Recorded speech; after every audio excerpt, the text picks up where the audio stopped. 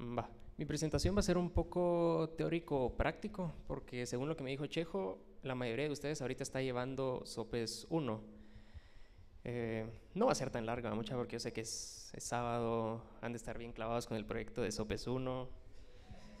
Eh, pero antes de empezar, quisiera que levantaran la mano quienes saben qué es contenerización.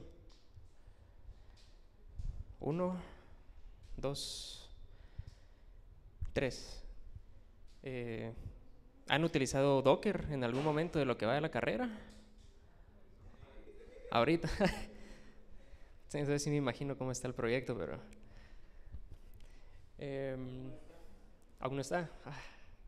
Ya va a estar, mucha. Em, bah, Antes de empezar, la charla que yo les voy a dar es una introducción muy básica de Kubernetes. Yo le puse Kubernetes from scratch. Para hablarles un poco de mí, pues, yo también soy ingeniero en ciencias y sistemas, egresado de acá de la San Carlos, ¿verdad, mucha? En su momento, pues, Chejo también me dio clases, fue mi asesor de tesis, como él dijo, fui su auxiliar. Actualmente, pues, trabajo como Senior Software Engineer por medio de Allied Global para una empresa en Estados Unidos que se llama ISO. Soy entusiasta Cloud Native, también soy uno de los 6, 7 organizadores que somos de la comunidad Cloud Native Guatemala. No somos la única comunidad, incluso si ustedes ingresan al sitio de CNCF, pueden buscar ahí los listados y salen las comunidades y los organizadores por países. Y también soy profesor de tecnología.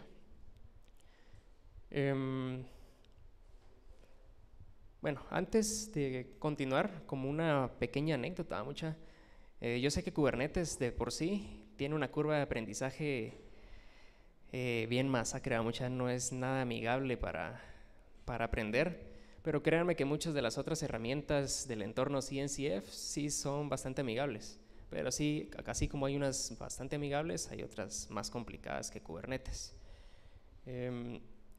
Y una de las razones de las que el por qué Chejo les intenta inculcar esto de aprender todas estas tecnologías, tómenlo no solo para sacar el curso, ahorita ustedes en el curso donde están ya van para cierre, si mucho, tal vez un semestre más o un semestre y un curso de vacaciones más y ya van a estar cerrando. Les va a tocar pensar en lo que va a ser su tema de tesis. No se aferren solo a querer hacer, qué sé yo, un sitio web sencillo y salir del paso, que al final lo que ustedes hagan de tesis o EPS va a hablar mucho de ustedes en la vida profesional. Y se los digo porque yo inicialmente quería hacer una página y salir del paso, pero fue Chejo el que me dijo que ya a esas alturas pues no estábamos para eso. Y me propuso un tema más complicado que era aplicaciones de ingeniería de caos. Yo en su momento pues ni siquiera lo había escuchado, ni siquiera sabía que existía. Empecé a investigar y me topé con varias herramientas, entre esas Chaos Mesh, que es la que yo utilicé. Para quienes no saben aún, ingeniería de caos es como hacer testing, pero no a porciones de código, sino a toda la infraestructura. Es decir, volarse instancias completas, volarse proxies, balanceadores de carga, contenedores, literalmente eliminar pods o clúster, todo completamente en la nube. Ahí van a ustedes a probar de una forma muy pesada cómo se podría comportar un sistema en producción. Y también todas estas herramientas un poco extrañas, pues en algún momento les abre muchas puertas a ustedes en sus trabajos. Así como mencionaba Chejo, pues no es solo buscar irse del país, ¿verdad? Si les pagan lo que ganarían afuera, acá pues mucho que mejor, y por experiencia créanme que sí se lo llegan a pagar a uno. Inicialmente con la tesis pues nos invitaron a hablar en una reunión de la comunidad de Chaos Mesh en China. Para nosotros fue como a las 5 de la mañana, para ellos creo que eran las 7 de la noche más o menos. Y honestamente al principio yo no quería mucho porque de por sí uno entra en algún juego, mira a alguien con letras chinas y ya sabe que todo se acabó. Y la mayoría de tutoriales que nosotros miramos aquí pues son de gente de Asia, hindús, europeos, estadounidenses. Y yo pensé que les voy a ir a explicar yo a un montón de profesionales en el área. Pero al final me animé, me puse a pensar que lo peor que podía pasar es que pasara la vergüenza, pero de ahí nada más. Y pues nos animamos a dar esa charla. Se nos abrió una muy bonita puerta ahí con la gente de esta empresa en China. Eso me abrió también puertas para donde trabajo actualmente, que durante la entrevista, pues, lo típico, el síndrome del impostor, que uno a veces no se siente capacitado. Y yo ya estaba, a pesar del salario que me estaban ofreciendo, yo estaba como que negándome, ¿verdad? Por miedo a eso. Pero después uno se da cuenta que uno es más cabrón de lo que piensa. Y la verdad aquí hay mucho talento. Y hay mucha gente aquí que puede llegar a ser, y es, desde ahorita siendo estudiante, mucho más cabrón que mucha de esa gente que está en otros países. Es únicamente perder el miedo y aventarse, va mucha. Y se los digo porque sé que uno siendo estudiante, pues solo quiere salir del paso, quiere graduarse, pero créanme que no es solo graduarse. El mercado laboral, pues es bastante competitivo. Competitivo no con otras personas, porque trabajos siempre van a encontrar. De tecnología siempre va a haber trabajo, mucha en el área que sea, bases de datos, desarrollo, ahora que está de moda todo lo de inteligencia artificial y machine learning. También DevOps, si les gusta DevOps, tienen que aprender tecnología CNCF. Y créanme que todo eso les abre muchas puertas, va a hablar mucho de ustedes, si se llegan a dar a conocer, es únicamente perder el miedo. Y en mi caso, pues yo no empecé con Chaos Mesh, yo empecé con Kubernetes, que es la herramienta de la que les voy a hablar hoy, ya después de la breve introducción. Bueno, primero, ¿qué es Kubernetes? Yo se los definí aquí en 3 puntos. Primero, pues es un orquestador de contenedores. Nos permite crear y administrar sistemas escalables utilizando prácticas Cloud Native. Y pues actualmente Kubernetes es el sistema de orquestación más utilizado. Ahora bien, inicialmente se había preguntado qué era la containerización o si sabían, porque en base a eso funciona Kubernetes. La containerización no es más que empaquetar todo lo que nosotros necesitaríamos en un ambiente productivo en un contenedor, como lo es Docker. Ahí nosotros nos vamos a quitar de encima todo eso de controladores inútiles de, qué sé yo, audio, video. La mayoría de contenedores que ustedes van a ver son Linux que se manejan a base de terminal. No son los únicos, también recuerdo que hay un par de imágenes de Mac y también de Windows Server, pero no recuerdo qué versión. Y un orquestador, pues es eso, una herramienta que nos va a ayudar a nosotros a manejar múltiples contenedores. Esto porque, los contenedores vienen mucho antes, ¿verdad?, que los orquestadores. Si no mal recuerdo, mediados de la primera década de los 2000, se empezó a poner de moda el uso de contenedores, no con Docker específicamente, pero se daba el problema que conforme esto iba creciendo, se iba haciendo casi imposible poder administrar todo esto. ¿Cuándo nosotros íbamos a poder venir y revisar un error entre 1000 contenedores? Honestamente yo hubiera botado todos y los reinicio de cero, ¿verdad? De aquí que encontrar un error entre 1000. En eso entró Kubernetes, si no mal recuerdo, sí es el primer orquestador que nos empezó a brindar herramientas para nosotros tener de una forma más fácil toda esta administración, toda la parte de observabilidad, monitoreo, se me olvidó cuál era la palabra, exposición de servicios, de todos estos contenedores de una forma más fácil.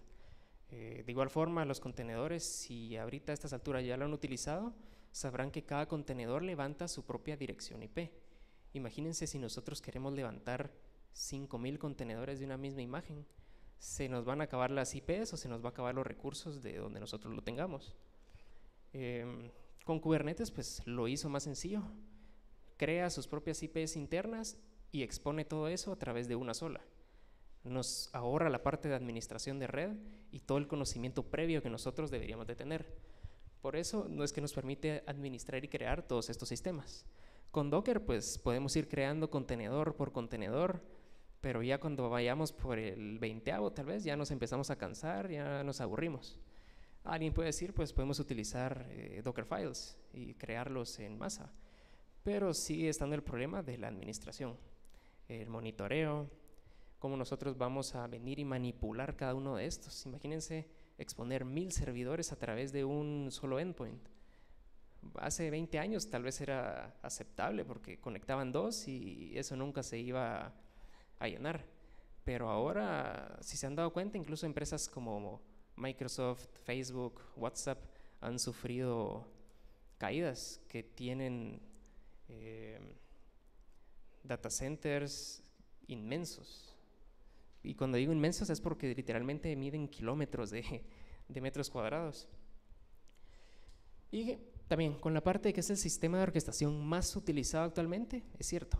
La mayoría de empresas que utilizan contenedores utilizan por defecto Kubernetes, pero también hay que aclarar que no es la única. Hay más herramientas que cada uno de los proveedores en la nube ha ido liberando. Si ustedes entran a Amazon, pues tiene AKS. Bueno, con Google sí es su Kubernetes, el motor original de Kubernetes. Azure tiene su propio motor. Si no mal recuerdo, IBM y se me olvidó la otra empresa, no era Oracle, pero tiene su propio, un motor creado desde cero, no basado en Kubernetes, sino que su propio motor. Pero a pesar de eso, Kubernetes sigue siendo el más utilizado. Y yo les puse por acá un timeline de la historia de Kubernetes resumida en 3 pequeños puntos. El primero, pues nos regresamos al 7 de junio del 2014, hace 10 años y un par de días. Para esta fecha nace Kubernetes como tal de parte de Google. Inicialmente, durante su desarrollo, pues se llamaba Proyecto Borg, y en su lanzamiento en esta fecha lo liberaron con el nombre de Proyecto Seven. Esto por referencia a un personaje de las series de Star Trek, que si no mal recuerdo pues era un cyborg. Esta herramienta pues sí fue liberada y creada completamente por Google por la necesidad de buscar una forma más fácil de administrar todos sus servicios. Posteriormente, un año y un mes después, el 15 de julio del 2015, se libera Kubernetes. Ellos deciden donar completamente este proyecto. Si ustedes van a GitHub y buscan el repositorio de Kubernetes, pues ahí van a encontrar todo el código de esta herramienta. Y esto lo hicieron de la mano con The Linux Foundation. Ellos, bueno, por ser Linux, tenían que buscar otra forma de liberar esto y decidieron crear la CNCF. Kubernetes fue uno de los primeros proyectos donados. Actualmente hay más de 200 proyectos alrededor de todo el mundo que se han donado a esta organización. Si alguien tiene la duda por ahí, pues la CNCF es como que la organización encargada de buscar estandarizar todas estas cosas que nosotros utilizamos en la nube. Porque si se dan cuenta, en el área de sistemas referente a la nube, no hay estándares como por ejemplo en electrónica, que en el cableado pues tiene cada uno su estándar, sus medidas. Con la nube aún no se ha logrado eso. Imagino que en algún momento pues se va a lograr.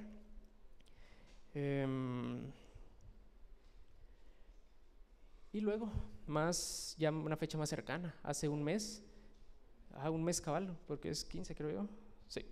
Hace un mes se libera la última versión estable de Kubernetes, pero entre el 2015 y el 2024 ha sido un trayecto bastante largo para Kubernetes, en el que poco a poco pues, se fueron uniendo más empresas a aportar a esta herramienta, a adoptarla y a seguir contribuyendo, ¿verdad? Vamos a ver. Sí. En Kubernetes, bueno, en clase imagino que van a ver más, pero ahorita vamos a hablar de 3 elementos principales, no de la arquitectura, sino que de los elementos que ustedes van a poder manejar en Kubernetes, que van a ser los clusters, nodos y los pods. Se podría decir que cada uno va encerrado dentro del otro. El más extenso va a ser un clúster, que puede ser un grupo de máquinas virtuales, de CPUs, como ustedes lo quieran ver, distribuidos, que lógicamente van a formar un clúster como tal. Dentro de es donde nosotros vamos a hacer todo lo que queremos hacer con Kubernetes. Pero así como pueden tener uno, pueden tener varios clústeres. Eso no es impedimento. Dentro de los clústeres nosotros creamos lo que son los nodos. Dentro de los nodos hay 2 tipos. El nodo master, sí va a existir únicamente un nodo master por cada clúster o grupo de clústeres que va a ser el que se va a encargar de administrar todo lo demás. Y todos los demás nodos que nosotros vamos a ir creando, sobre el cual nosotros vamos a desplegar nuestras aplicaciones, se llaman nodos worker. Y dentro de cada uno de los nodos nosotros vamos a encontrar pods. El nodo master está compuesto de alrededor de 7 pods, cada uno con su función específica. Y en los nodos worker nosotros vamos a desplegar nuestras aplicaciones dentro de los pods. El pod va a ser la unidad de ejecución más pequeña que va a manejar Kubernetes. Ya dentro de los pods, pues es lo que nosotros conocemos, un contenedor de Docker en ejecución, de Docker, de Containerd o lo que ustedes quieran, va a ser un contenedor en ejecución. ¿Puede haber más de un contenedor por cada pod? Sí, pueden haber más. Si no mal recuerdo, tiene un límite de... Bueno, no me recuerdo honestamente. No he probado tampoco si tiene límite. Los nodos sí tienen un límite de pod que es como de 120 aproximadamente. Y eso también dependiendo de los recursos de donde ustedes tengan el clúster. Una compu de 8 GB no les va a aguantar 120 pods de alguna aplicación. Y por acá está la arquitectura general de Kubernetes. Del lado izquierdo de ustedes van a tener lo que es el nodo master y dentro de él todos los pods necesarios para la ejecución y administración de todo lo que es Kubernetes. Nosotros cuando nos comunicamos con Kubernetes a través de una terminal o una línea de comandos, utilizamos el comando kubectl, pero nosotros directamente nos estamos comunicando con el nodo, con el pod central, que es el Kube API Server. Este es el que se encarga de administrar todos los demás recursos y todo lo demás que tiene Kubernetes adentro. Algunos de los más importantes que vamos a mencionar son estos dos de acá abajo, el kubescheduler y etcd. Etcd pues es una base de datos no relacional. Toda la información de lo que nosotros creemos, nosotros establezcamos dentro de Kubernetes, el Kube API Server lo va a almacenar en un determinado formato en esta base de datos. Esto para que toda la información se mantenga constante, no haya pérdida de datos. Eso sí, si ustedes van a ese folder, incluso si ya lo tienen instalado, pueden buscar ese folder y ahí van a encontrar un montón de archivos de configuración. Si eliminan alguno, pues ahí sí se pueden echar el sistema de Kubernetes, vamos a echar. Y el kubescheduler es el encargado de enviar de forma ordenada las instrucciones a Kubernetes. Por ejemplo, nosotros venimos y decidimos crear un pod. Esta instrucción va a llegar al Kube API Server y este lo va a mandar al kubescheduler, en donde este va a decidir, si nosotros no le decimos, en qué nodo va a ser desplegado, en qué momento va a ser desplegado, y se va a almacenar esta información en etcd. Y del lado derecho, pues tenemos todos los demás nodos. Los demás nodos van a estar compuestos de 3 cosas principales. Un kubelet, que va a ser como que el middleware, si así lo quieren ver de forma sencilla, con el que el Kube API Server se va a comunicar con cada uno de los nodos. Y el kube proxy, ¿verdad? Esto ya es la parte encargada de la red. Y después todo lo que nosotros creemos, ya nuestros propios pods. Esto es a muy grandes rasgos la arquitectura actual de Kubernetes. Aquí literalmente podríamos pasar varias horas hablando solo de la arquitectura, en cómo está compuesta, pero ese no es el objetivo que buscamos hoy. Ahorita pues vamos a ver una pequeña demo. Cuando digo pequeña es porque realmente vamos a ver cómo crear los objetos básicos. Por cuestiones de tiempo, mucha que tampoco les quiero quitar todo el día. Y en la demo nos vamos a centrar en 3 cosas. Vamos a explorar a grandes rasgos Kubernetes. Con esto me refiero cómo consultar información de lo que nosotros tenemos o no tenemos creado. El manejo de pod. Con manejo de pod me refiero a su creación, su observabilidad, su eliminación, y de la misma forma con los deployments. Bien, solo déjenme. Esto lo pueden hacer pues en cualquier sistema en la nube. En mi caso yo se los voy a mostrar en una herramienta que se llama Minikube. Esa es si ustedes quieren hacer pruebas locales de Kubernetes sin gastar en algo de la nube. Ustedes pueden descargar Minikube y lo pueden utilizar. Solo déjenme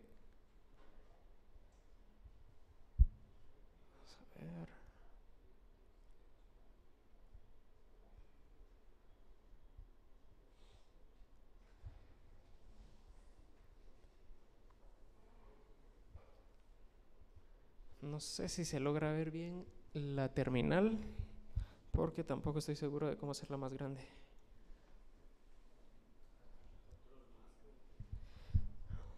Déjame ver.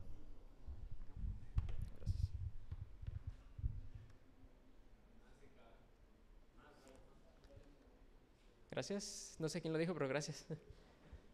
En mi caso, pues yo ya tengo arriba Minikube. Y actualmente, pues al levantar Minikube, Kubernetes por defecto ya está corriendo. Esto lo pueden hacer de dos formas: instalarlo a manita, o pueden descargar Docker Desktop y a través de él una imagen de Minikube. Y ustedes ahí se ahorran toda la instalación y tronar algo de su compu, mucha. En su proyecto estoy casi seguro que sí les va a tocar crear un clúster de forma manual en alguna plataforma. Yo les recomendaría Google Cloud. En su propia documentación les dice cómo crear un clúster básico. Eso no es mucho. En la documentación les dice qué comando utilizar, cuántos recursos poner, y con eso se va. Bueno, a grandes rasgos nosotros podemos obtener información y todo lo que queramos hacer con Kubernetes a través del comando kubectl, seguido de las instrucciones que le queramos dar. En este caso, pues yo le voy a dar un get para obtener algo de información. Por ejemplo, los pod. Ahorita pues no tengo nada creado. Y creo que ni siquiera tengo arriba Minikube. Vamos a ver.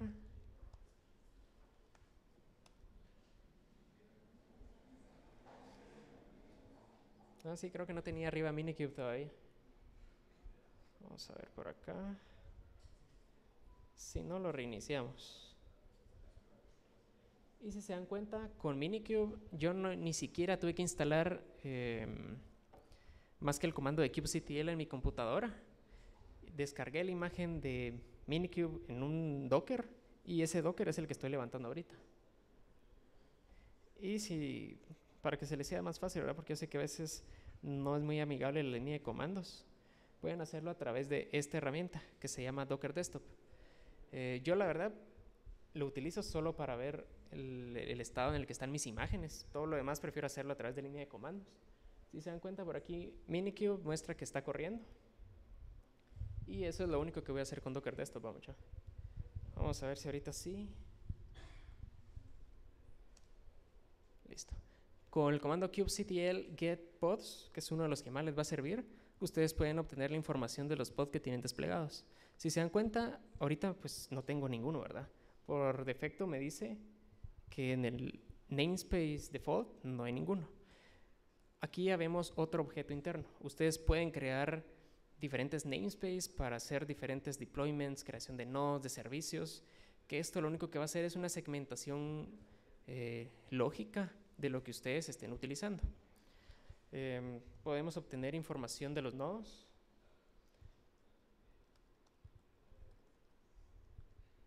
Si se dan cuenta, aquí, por ser Minikube, únicamente me muestra un nodo. Si ustedes quisieran probar con más, Minikube también les deja crear más de un nodo. El comando de Minikube, ese sí no me recuerdo, ¿verdad? Pero sí los deja. En mi caso, pues me dice que hay uno. Y tenemos también otra opción. Nosotros podemos utilizar el comando -o wide para ver información más amplia. Si se dan cuenta, aquí me mostró datos de red, la versión, dirección IP, versión de kernel y en mi caso pues el contenedor que estoy utilizando para levantar el nodo. Y en el caso de que tampoco les guste así, Kubernetes nos deja mostrar esta información si nosotros queremos en formato JSON o en formato YAML. En mi caso vamos a utilizarlo en YAML, siento que es un poco más amigable para la lectura. Y aquí les muestra toda la información referente a lo que está en el nodo. Por ejemplo, aquí abajo podemos ver la arquitectura que este nodo está utilizando. Es una MS64, la versión del kernel y un UID del sistema. Esto ahorita pues no nos interesa tanto. Ya son cosas un poco más avanzadas, pero en su proyecto, cuando les toque hacerlo en alguna plataforma en la nube, corran todos estos comandos y miren qué tipo de información les muestra a ustedes. Ahorita pues vamos a crear de primero un pod y un deployment, que es lo que vamos a ver. pero lo vamos a ver de dos formas. Cómo crearlo a manita, por así decirlo, que es como pueden empezar si tienen cero experiencia, y también por medio de un archivo manifiesto. Pues, en nivel productivo, pues créanme que estar metiendo todos esos comandos a cada rato es bastante cansado, tedioso, aburrido. Todo se hace por medio de archivos, y también porque por medio de archivos tienen la facilidad de que pueden llevar un control de versiones al igual que el código. Vamos.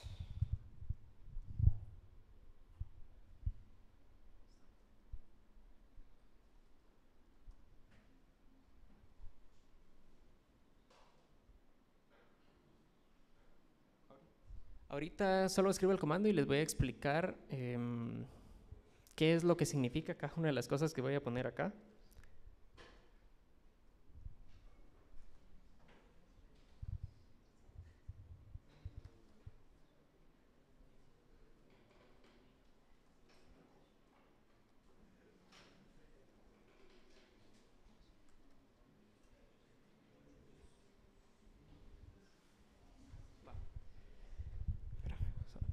Con este comando es con lo que ustedes pueden empezar a crear cosas. Puede ser de dos formas. Yo en este caso le puse kubectl run, pero también puede ser kubectl create. La diferencia es que con run pues va a ejecutar de una vez el pod que yo quiero crear, seguido de la instrucción. ¿Qué es lo que yo quiero ejecutar en este caso?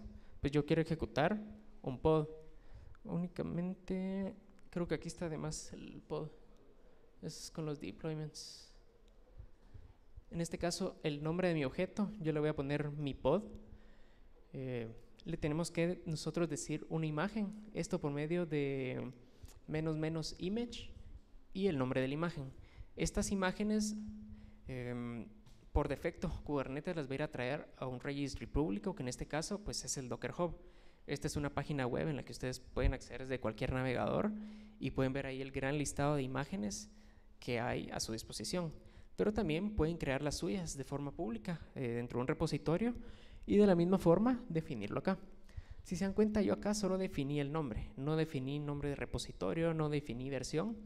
Por defecto, Kubernetes sabe que me debiera traer la versión más actualizada al repositorio de Nginx. En nuestros casos, por no ser repositorios verificados, se podría decir, sí tenemos que poner el nombre de nuestro repositorio, seguido del nombre de nuestra imagen, y si manejan versionamiento, poner la versión de la que están utilizando. ¿Por qué Nginx? Porque es uno de los más livianos. Aquí pueden encontrar imágenes desde medio megabyte hasta de más de 100 o 300 megabytes, depende de qué tanto se le configure. Y seguido de este comando, un restart igual never. Esto porque los sistemas pues muchas veces ustedes saben que se pueden actualizar por alguna razón, alguna falla, se reinician. Con esto evitamos que esto pase. Y con Kubernetes también hay que tener cuidado. Ahorita que yo presione Enter me va a dar o tendría que dar un error.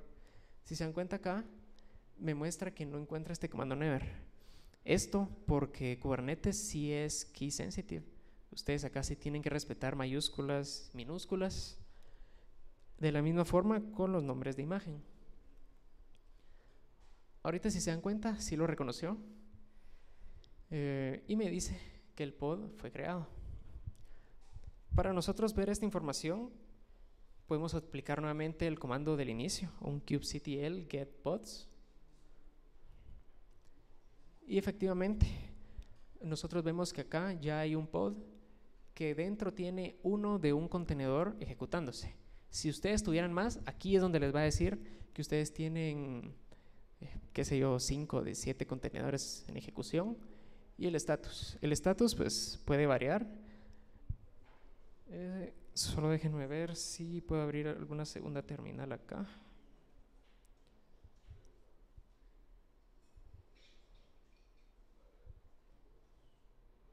Porque no me acuerdo cómo se abrían pestañas. Bueno, vamos a abrir una nueva. Vamos a verlo por acá y en un momento lo voy a hacer más grande.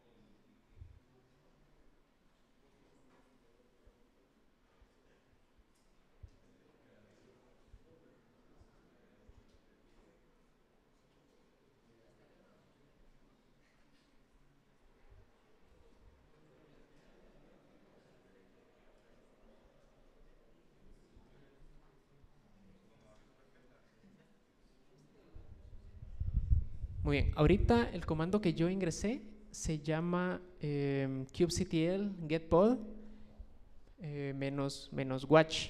Esto lo que nos permite es ver en tiempo real lo que está sucediendo con nuestros contenedores o nuestros pod en este caso. Solo voy a procurar hacer más pequeña esta. Listo. Para que podamos ver las acciones que aquí toma.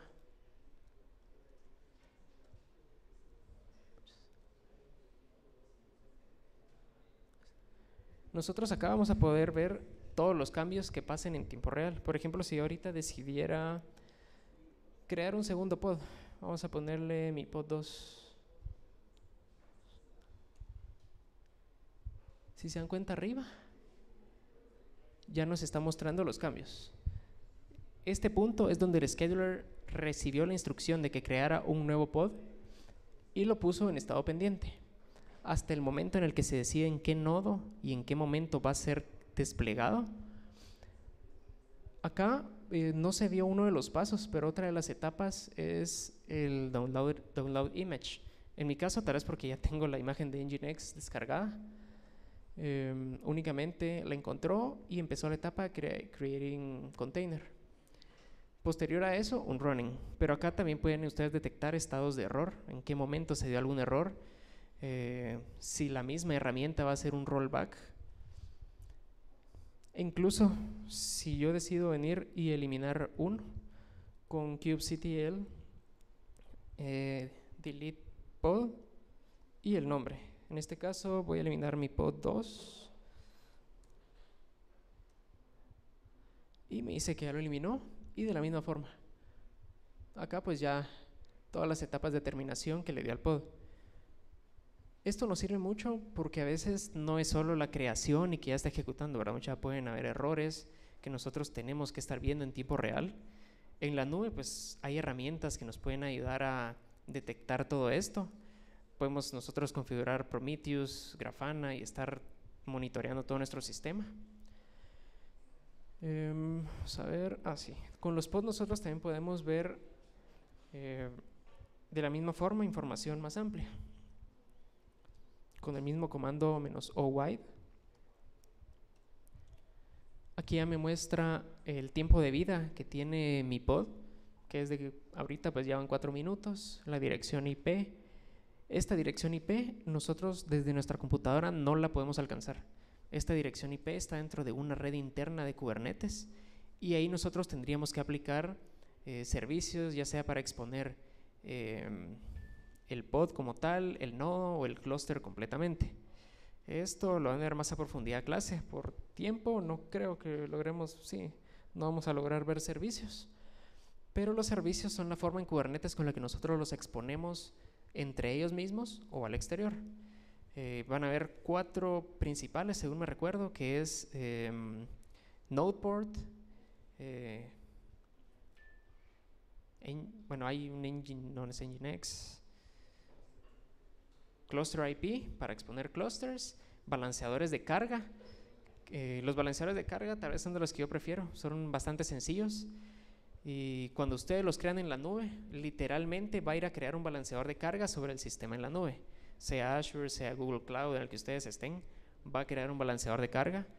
Con Minikube ustedes también lo pueden simular.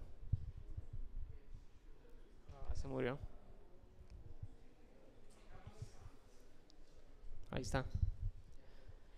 Con Minikube ustedes también lo pueden simular. Hay un comando que simula un balanceador de carga. Y el otro, no me recuerdo el nombre, solo recuerdo que era basado en Nginx. Este sí es un poco más complejo de configurar, pero sobre él ustedes le pueden definir rutas como que fuera un sitio HTML. Ustedes le pueden decir que si ponen, qué sé yo, mi sitio web.com/bienvenida o /cloudnativegt, qué sé yo, vaya a diferentes grupos de contenedores o incluso diferentes nodos. Bueno, aún con esto nosotros también podemos ver la información en formato JSON o formato YAML. Y aquí nos muestra incluso más información. Aquí está toda la información que actualmente tiene el pod. desde su creación. Si se dan cuenta, bueno, mucha de esta información pues no es necesaria cuando nosotros vamos a crear uno por medio de un archivo desde cero. Muy bien, vamos a dejar, bueno, lo voy a eliminar. Vamos a pasar al siguiente. Ahorita pues ya lo eliminé, no debería de haber ninguno en ejecución y efectivamente pues ya no hay. Pero déjeme ver, no, vamos a pasar primero al... No, sí, mejor esto. Vamos a crear otra vez un pod, pero ahora desde un archivo, porque estar creando pod por pod siento que es algo tedioso, más si lo tenemos que actualizar o algo. Vamos a limpiar un poco por acá. Yo ahorita estoy en una carpeta que, si se dan cuenta, pues está vacía. Ahorita yo voy a generar, para no escribir desde cero el archivo, que con el comando inicial pues me genere mi pod. Solo voy a escribir.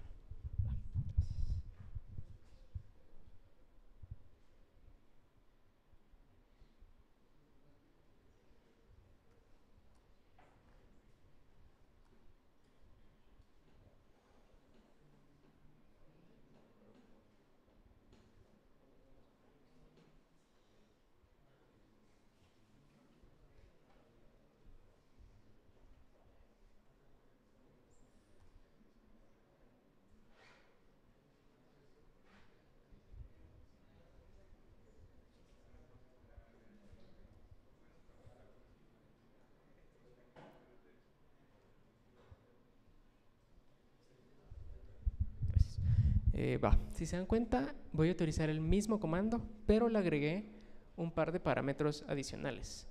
Este menos dry run lo que va a hacer es que interprete todo el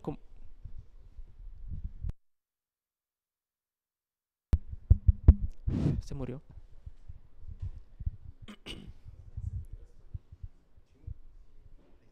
Creo que no.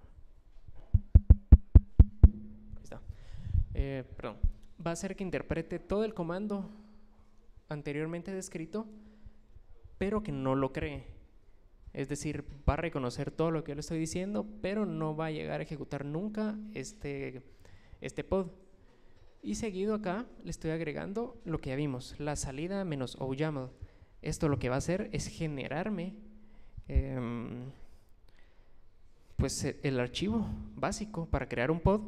Y acá yo le estoy diciendo que toda esa definición lo deposite en este archivo. Presionamos Enter y en teoría pues lo tuvo que haber creado. Si se dan cuenta, ahorita ya hay un archivo. Si quisiéramos ver lo que hace previo a crear el archivo, pues simplemente le quitamos esto. Y esto es lo que creó dentro de ese archivo. Esta es la definición básica con la que ustedes pueden crear, en este caso, un pod. Y para cualquier elemento que quieran crear en Kubernetes, hay ciertos bloques obligatorios que tienen que ir en sus archivos, los cuales son el API version, kind. Este API version es la versión de Kubernetes. Aquí pues pod es un elemento que salió desde la versión 1 de Kubernetes.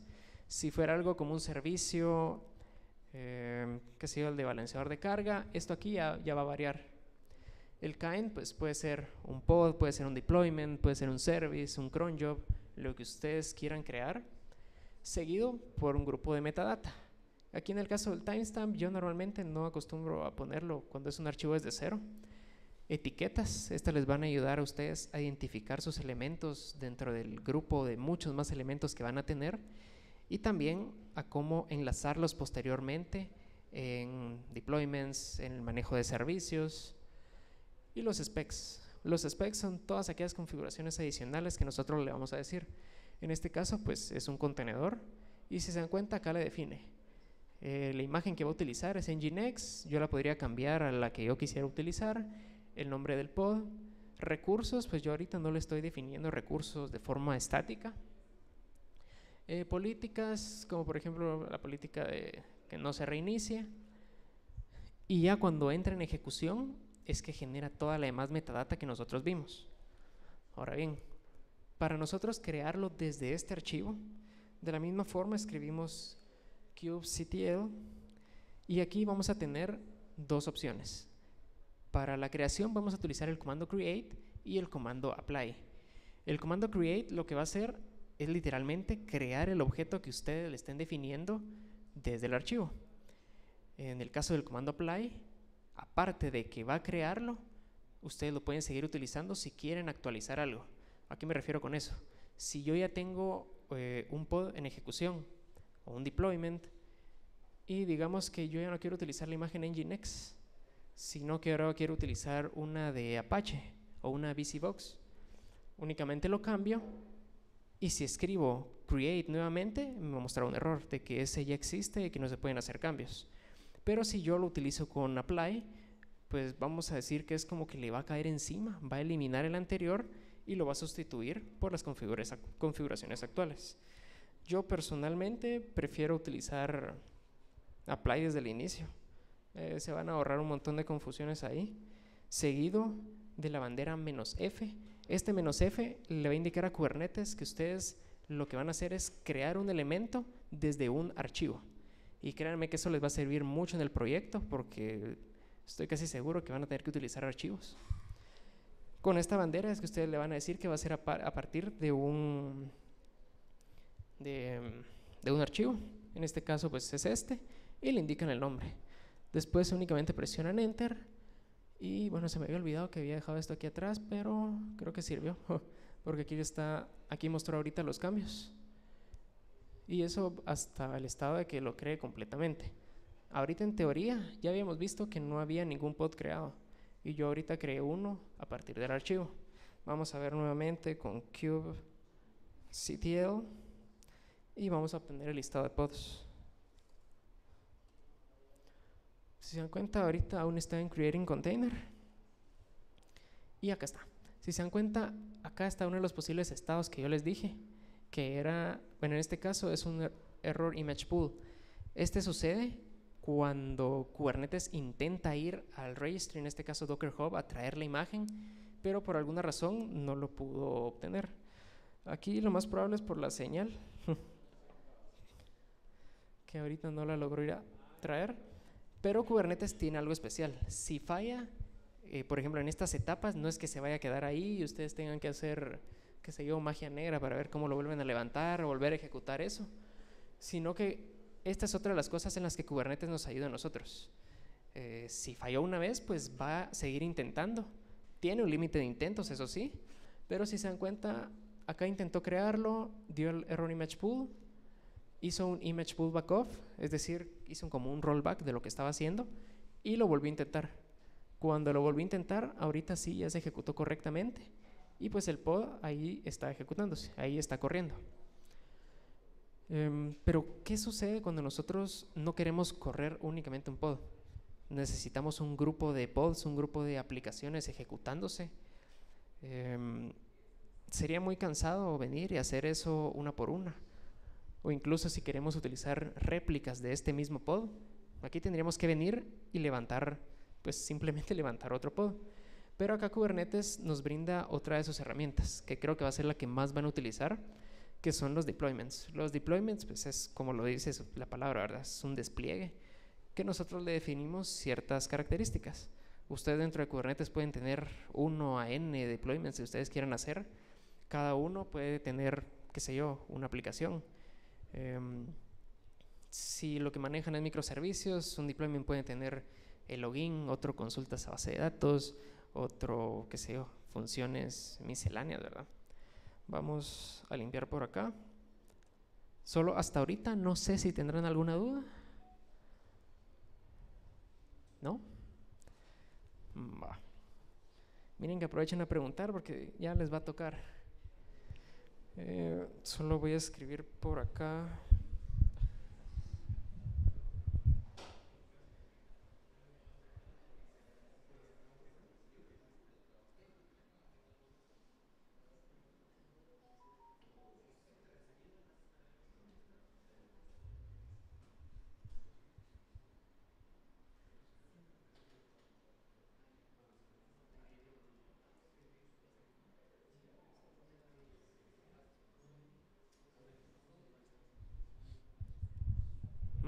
Esta es la estructura básica para crear un deployment. Si se dan cuenta, no varía mucho. Lo único que ahora, pues no le voy a escribir run, sino que un create. Y aquí sí ya le especifico el objeto. Yo ahorita voy a crear un objeto deployment. Si lo que quisiera crear fuera un servicio, pues le especifico service, le especifico cron job o lo que sea que vaya a crear. El nombre, en este caso a mi deployment le voy a poner app1. Este nombre pues va a ser lo que va a contener todos los contenedores todos los pods que voy a crear. Y aquí yo ya puedo venir y definir una cantidad de réplicas. Yo ahorita pues voy a definir 2, pero este es opcional. O sea, este comando puede no ir, que en caso de no ir va a crear por defecto 1. Yo le voy a definir 2 y siempre tiene que ir una imagen, porque de lo contrario pues Kubernetes no va a saber en base a qué quiero crear yo algo. Presionamos Enter e incluso acá atrás ya me empieza a mostrar que mandó al scheduler eso y él ya lo seteó. Aquí empezó a crear cada uno de los contenedores. Si se dan cuenta, cada uno de los pods tiene un código específico. Con los de arriba tenían el nombre que yo le había definido, mi pod o mi pod 2, pero acá ya cambia un poco. Si se dan cuenta, aquí ya no tiene un nombre específico cada pod. Lo único que tiene es una referencia al deployment al que pertenece, que es app1, seguido de un hash. Este hash ustedes lo pueden utilizar como que fuera el hostname de cada uno de los pods. Es decir, si ustedes quisieran hacer un ping a alguno de los pods, pueden utilizar la IP, pueden utilizar el nombre del pod e incluso para direccionamiento. Vamos a ver, ahorita en teoría ya los creo.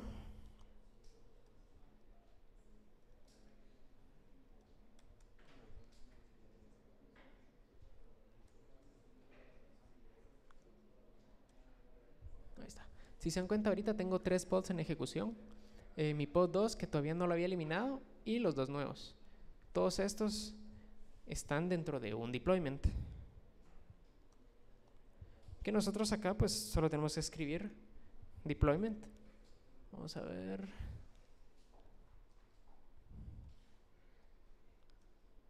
Deployment o el nombre del objeto el cual queremos ir a consultar. En este caso pues acá está la información del deployment. Vamos a ver si nos muestra algo más. Sí. Y por acá está el nombre. Si se dan cuenta, aquí lo que me está mostrando es la cantidad de pods que tiene adentro. En este caso pues son 2, de los cuales 2 están disponibles y actualizados.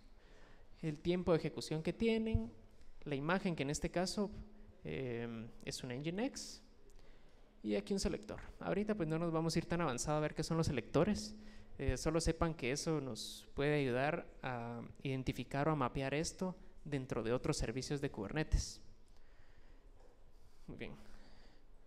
Esto, acá pues nosotros podemos escalar hacia más réplicas o menos réplicas conforme sea necesario, pero también Kubernetes tiene aquí algo especial, que es que si nosotros o dentro de nuestro sistema fallara uno de nuestros pods, ¿qué va a pasar?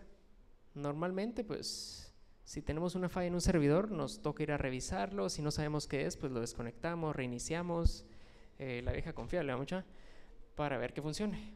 Pero Kubernetes tiene dentro de sus mecanismos algo que hace que nuestros deployments se mantengan en un estado deseado, por así decirlo, y constantemente se mantiene monitoreando eso. Maneja ciertos límites, eso también se puede configurar. Por ejemplo, si quisiéramos que el 80% de los pods esté siempre en ejecución o el 100%, Kubernetes va a buscar eso. Vamos a intentar eliminar uno.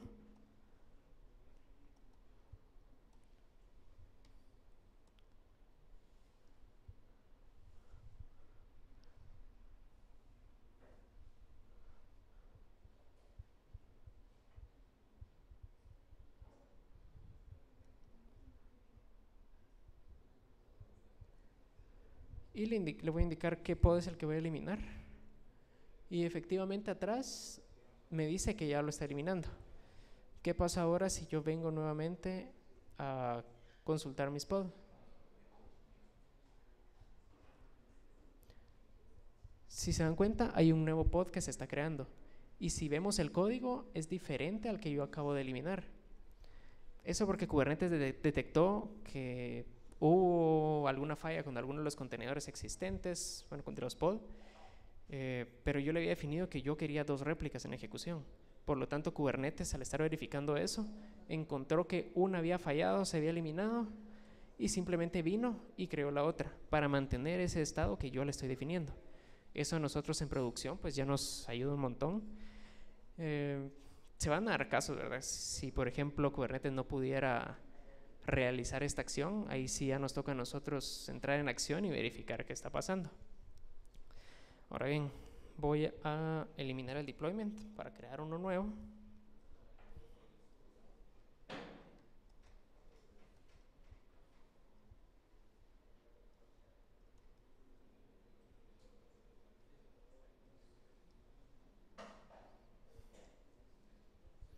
Para eliminarlo, pues de la misma forma que con los pod, un kubectl delete, el objeto que voy a eliminar que es un deployment y el nombre del deployment.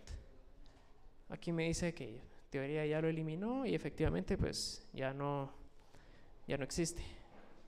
Solo voy a limpiar.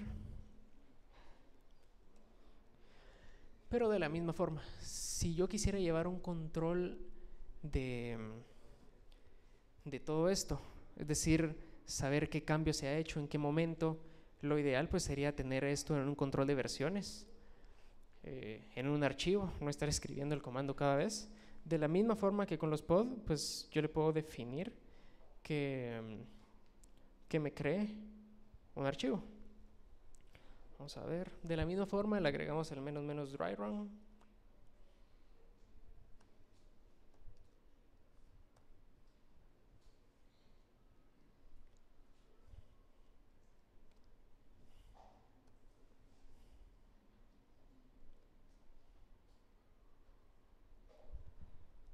Si lo escribimos de esta forma, esta es la definición que va a utilizar para un deployment. Si se dan cuenta, tiene la misma estructura, una API version. Aquí es lo que les mencionaba. Aquí ya cambia, ya no es únicamente versión 1. Esto pues lo pueden encontrar dependiendo del objeto que vayan a crear en la documentación de Kubernetes, de qué forma tiene que ir esta versión. Porque si se dan cuenta, no es que le haya puesto aquí versión 2, pero todos estos elementos van saliendo de cada actualización de Kubernetes. El kind, ahora no es pod, ahora es deployment, su metadata, algunas etiquetas en los specs. Si se dan cuenta, aquí aparte de la información de los contenedores, ya va información de las réplicas. Y pues este archivo, así como ahorita es pequeño, puede llegar a crecer, ¿verdad? Muchos hasta archivos de más de 1000 líneas. Y yo le voy a decir que esto me lo cree en un archivo, le voy a poner app2 al archivo, .yaml. Solo que acá, a pesar de que el archivo se llama app2, el deployment cuando yo lo cree va a seguir llamándose app1. Esto porque yo acá en su definición le estoy diciendo que se siga llamando app1. Si yo quisiera con otro nombre, pues simplemente voy y se lo cambio acá, ¿verdad? O ya dentro del archivo. Vamos a generar ese archivo. Si lo buscamos, pues efectivamente aquí está. Ahorita ya está creado. Y de la misma forma que con el pod, utilizamos un kubectl, un apply, -f y el nombre del archivo, que va a ser app2. Sí, perdón. Solo, entonces para que se vea un poco mejor esto, voy a eliminar ese archivo y le voy a agregar más réplicas.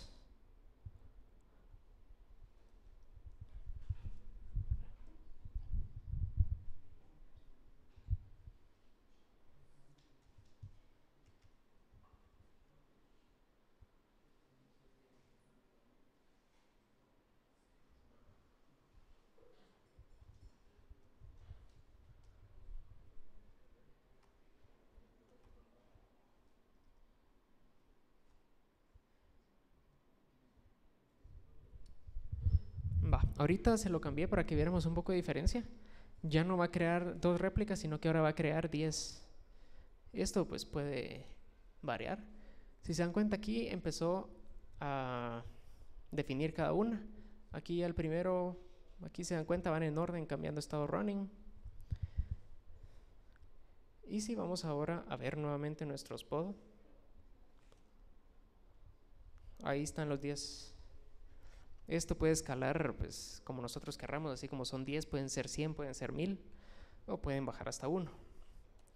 Ahorita ya están los 10 corriendo y cada uno de estos puede tener una imagen de una misma aplicación, qué sé yo, un pequeño e-commerce, algún proyecto que ustedes les dejen, y cada uno de estos ustedes lo pueden interpretar como una copia de la aplicación que están manejando, que si falla uno, pues simplemente los redirecciona a otros. Ya por las configuraciones de red que maneja Kubernetes, la misma herramienta decide a cuál de todos los pods los va a dirigir. Ya por medio de balanceadores de carga, ustedes también pueden configurar esto entre uno o varios nodos, esto ya con services, pero por tiempo, pues eso sí ya no nos va a dar chance a verlo. Pero lleva la misma lógica, un kubectl, create, el tipo de objeto, el nombre que va a tener el objeto y banderas adicionales. En el caso de los servicios, pues ustedes le ponen qué tipo de servicio va a ser, cluster IP, node port, load balancer, según sus necesidades, y lo crean. Le indican a qué objeto va a estar asociado.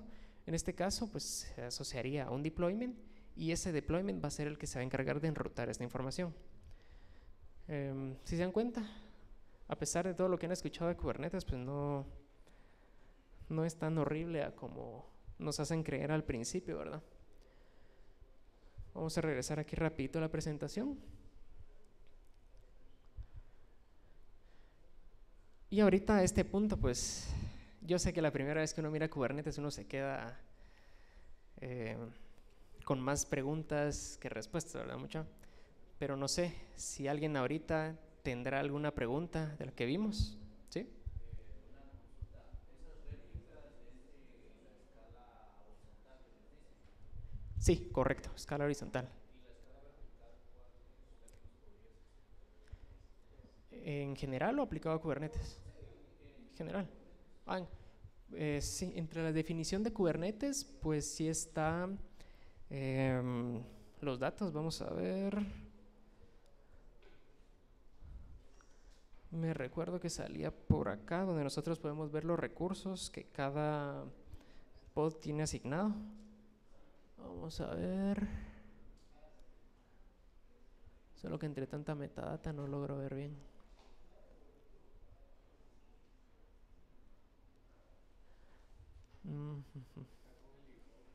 ¿Cómo?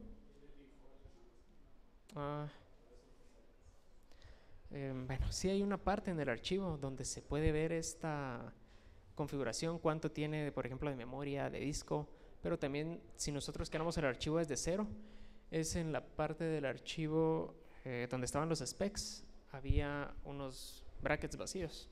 Nosotros ahí en configuraciones adicionales le podemos definir cuánta memoria queremos que tenga cada uno de los pods. Aunque esto sería tal vez limitarlo un poco. Lo que normalmente he visto que hacen es poner cierta cantidad de recursos a cada nodo, porque a veces esta vez tienen un nodo con más demanda que otro y ahí es donde lo manejan.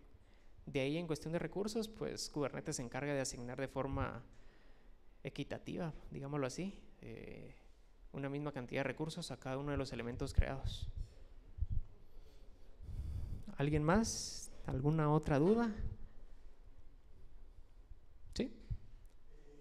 ¿Cómo sería como una arquitectura básica, digamos? O sea, donde está Kubernetes involucrado. O sea, tenés dos. O sea, las pruebas generales o las que hacemos nosotros son con nuestra máquina, ¿no? Entonces, el Kubernetes está ahí y desplegamos apps en nuestra misma máquina. Pero, como a nivel productivo, digamos, ¿cómo sería una arquitectura que vos digas esto? O sea, Kubernetes va en esta máquina y después tenés como, no sé, dos máquinas extras de Google Cloud y. O sea, ¿cómo lo manejas?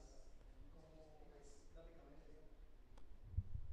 Gráficamente, bueno, es como que nos imaginemos. Bueno, es que eso varía bastante, porque cuando lo hacemos en la nube, todo eso ya es transparente incluso para nosotros.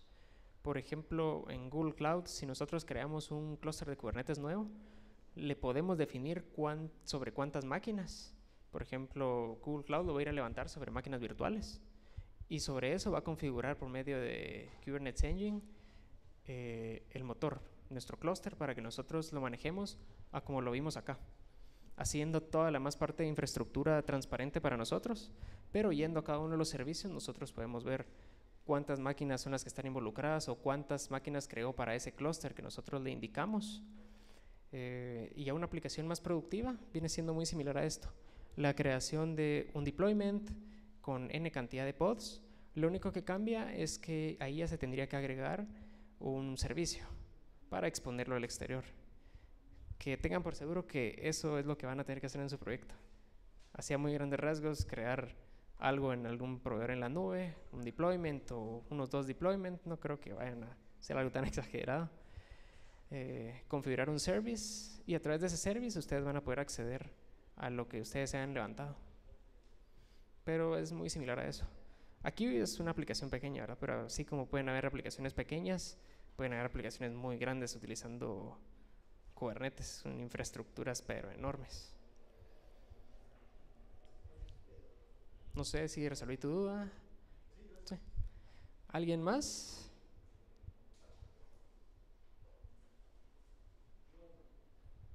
¿No? No sé quién levantó primero, pero si no, vamos en orden. Empecemos allá y después acá. Sí. Con respecto a lo de las réplicas, ¿Mm? me di cuenta que primero eliminaste una réplica y el mismo Kubernetes regresó o sea, volvió como que a revisar la otra que tenías. Al Ujú. momento de que sea una producción, digamos, ¿verdad? Que estés en un entorno laboral, ¿cómo puedes manejar el saber, digamos, porque eso lo hizo automáticamente Kubernetes, pero cómo lo puedes manejar, cómo puedes saber que se eliminó un servicio, digamos? Deja logs. Kubernetes nos deja logs. Vamos a ver. Creo que es con kubectl.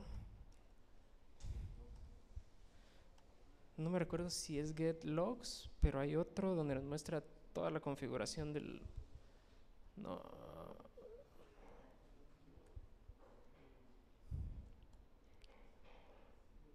Vamos a ver.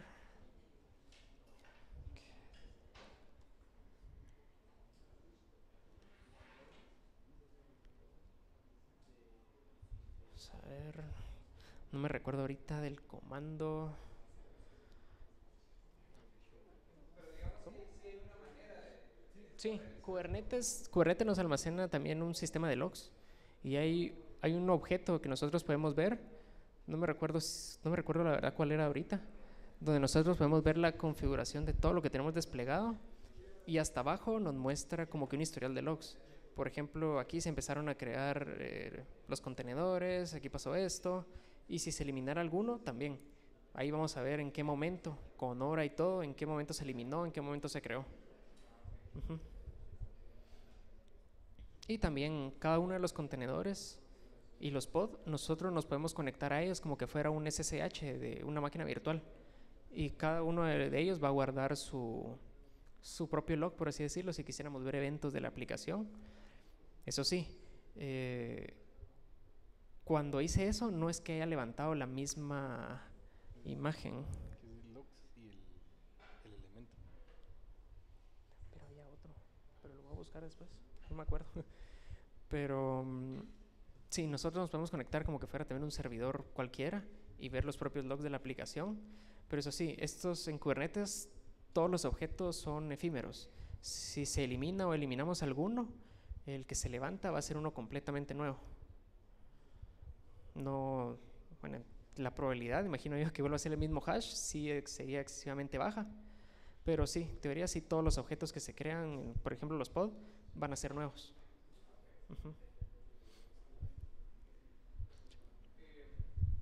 Yo ahorita tengo un proyecto que estaba en un trabajo y básicamente es una aplicación que tiene una base de datos, una pequeña aplicación web y aparte un servicio extra que es un CMS. Y yo planeo utilizar Docker Compose porque realmente ellos no necesitan que tenga como redundancia. Sí. No es el fin del mundo si se cae un día o algo así. Pero